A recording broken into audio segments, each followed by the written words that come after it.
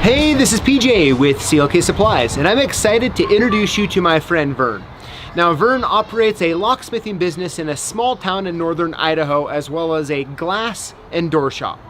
And we're gonna sit down with him for a few moments and talk about what it's like to operate a locksmithing business in a small town and the challenges that he faces while doing so. Now, we have about a 2-hour drive ahead of us, so we're gonna hop in the truck and get going. We'll see you guys in a few.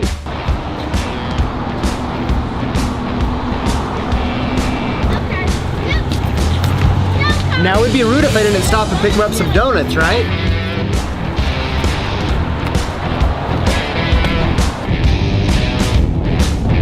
Silverwood, it's a cool place out here in the middle of northern Idaho.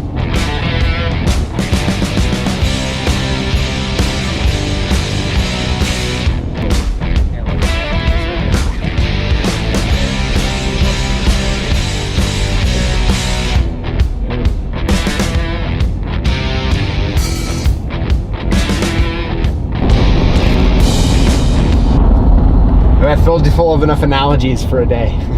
Yeah.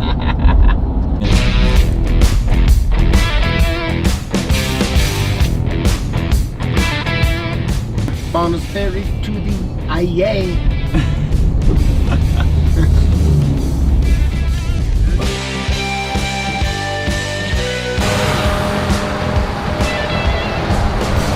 All right, guys, we just showed up here in Bonner's Ferry, Idaho. Let's go in and meet Vern.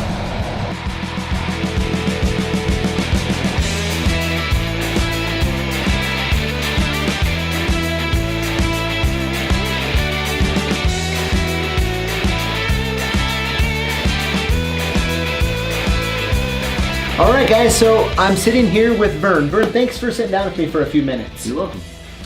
So, you know, one of the reasons I really begged Vern to come sit down with me and talk for a few minutes is because Vern operates in a small town. Vern, what is the population of Bonners Ferry? City proper, about 2,500, and the larger community is about 15,000. About 15,000, okay.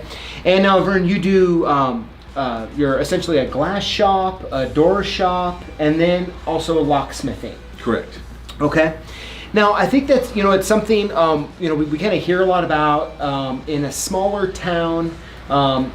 Sometimes you have to do more than just one, right? Is it safe to say that locksmithing alone, you know, couldn't necessarily pay the bills? No, there's not enough demand, you know, to generate wages for somebody, you know. Okay. But in tying in being able to rekey plus install deadbolts and do the automotive lockouts, it's a nice sideline that enhances our business and it makes us more attractive to the community at large.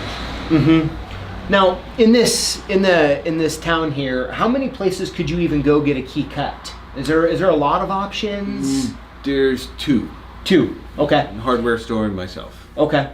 So you're able to kind of offer an extra service, and we have this beautiful building and showroom here that when people are coming in for your other, you know, lines, either doors or windows, they can also get some keys cut as well. Keys cut, locks. We also have, you know, other services available that they wander around and see. And so it all ties in really well. Uh-huh. Now, I have to ask, so how did you, I have the suspicion that you didn't start in locksmithing, right? You started, you know, how did locksmithing become one of the things that you do here? I started here when I was 17 years old, sweeping floors. And as I progressed in knowledge and skills, I got handed more tasks. And one of them happened to be, I was given a quick set key kit and told to figure out how to rekey locks because we sold quick set locks. And that just developed into doing more and more. Sure. Over the years. Over the years to today. To today, yeah. Now, something I think that you've done very well, you know, as a businessman with locksmithing in a small town is like, you know, over the 16 years that we've known each other and done business together, is, you know, like kind of what you can do and profit and what you can't do, and especially as the locksmithing industry is rapidly changing today.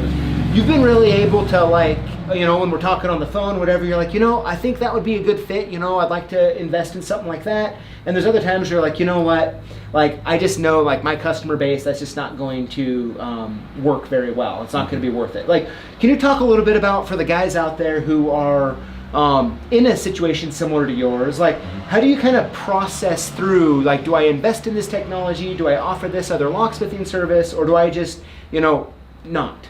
Yeah. Well, I think a lot of it for me is a large part of it is, am I comfortable with the technology? Do I feel that I will be able to understand and utilize the technology to the best of its ability, and will it make me money? Can I expect a decent return on my investment? And there are certain things that I understand are going to be beyond my technological skill, and so that limits me, but I'm aware of that's my limitation. But so I think everybody has to examine themselves to find out just how comfortable they are with the up and coming technology, and then if they're comfortable with it, will they be able to market it and get a decent return on their investment over time? Sure. Okay.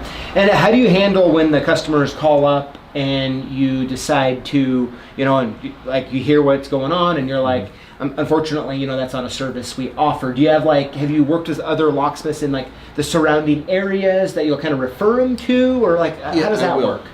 Typically I will, I do know who's in the area who can do certain things. I've got a gentleman who he's got a safe company in California that he's semi-retired. He works down there a few months out of the year, lives up here the rest. So if we have a need for someone to have some safe work done, or they need into their safe, I refer him. We've become pretty good friends. Okay. And then there's other aspects where it is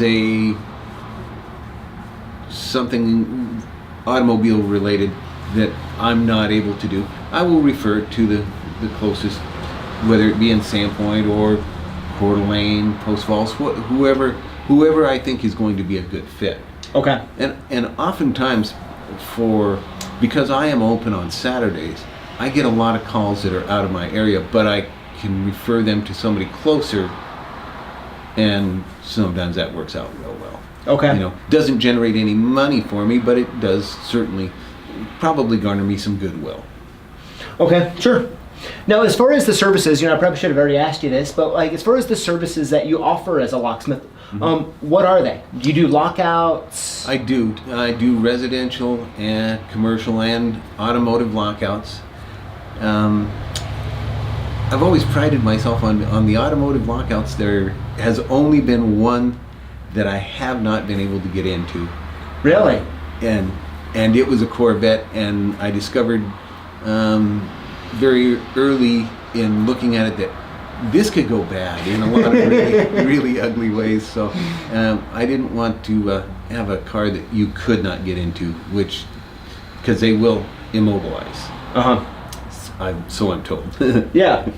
Thankfully, I did not find that out. So after all the years, that's the only one? That's the only one. And I do not want to brag, because I'm not going to say that I am the best, but I am persistent. Okay. I will not leave somebody standing there and say, I'm sorry, I can't do it, and drive away. Okay. That's not me. Okay. Yeah. That's good. Sometimes it doesn't pay very well. Yeah, I think we've all been on those, Yeah. I remember one, it was a Toyota back in the day when I was unlocking it, and it's one of those that you show up, it's like, man, this can take a half hour. Sometimes it gets quickly, and I got it done like super quick. Like I pretty much put my tool down in there, opened it. As I turn around, the customer kind of hits the door, locks it again. took me over a half hour to reopen it, you know? The second time. Yep. Oh, I've been there. But yeah, in particular, Toyotas hate me. Okay. And it's usually 1 o'clock in the morning, it's raining, it's cold, it's nasty, and I get the call and I have to go out, and I just went on to tell them it's gonna probably take me a little bit. Why don't you step inside or make yourself as comfortable, and I'll be out here and I'll come get you when I'm done. And they'll go, oh, okay, great. The last guy just drove away, said he couldn't do it. It's not, oh, wonderful. Yeah. But I always get them, but it's sometimes not a lot of fun. Uh-huh. Sure, so you do lockouts, commercial rekeying, Commercial, yeah. residential rekeying, lock sales, key blanks, cutting keys, that kind of stuff. That, boring deadbolts when necessary. Okay.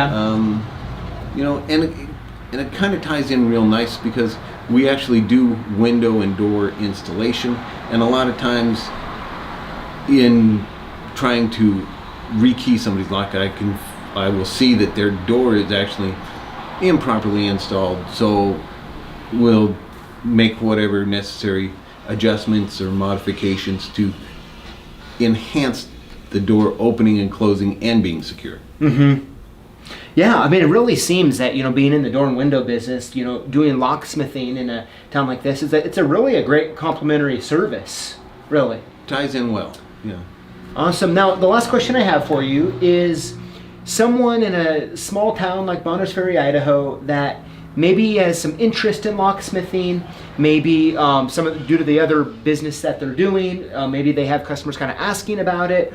What kind of advice would you have? You're running a glass and door shop at the same time doing locksmithing skills. Like, what advice would you have for someone who's thinking about maybe adding some locksmithing services to their existing business? Well, first of all, I would have them think about whether they really would enjoy the mechanics of doing the locksmithing. Okay. It takes a certain amount of mechanical aptitude, and the more mechanical you are in your thinking, the better off it works. So I've had people that could do some fairly minor rekeying, but when it started getting into more in-depth, like getting in and repairing the automotive locks, they were way out of their grasp, and okay, we're not comfortable with that. So I think a person has to realize what their own desires and or limitations would be, and then kind of examine it from there. And I've found that most people in the industry are pretty willing to talk and give advice,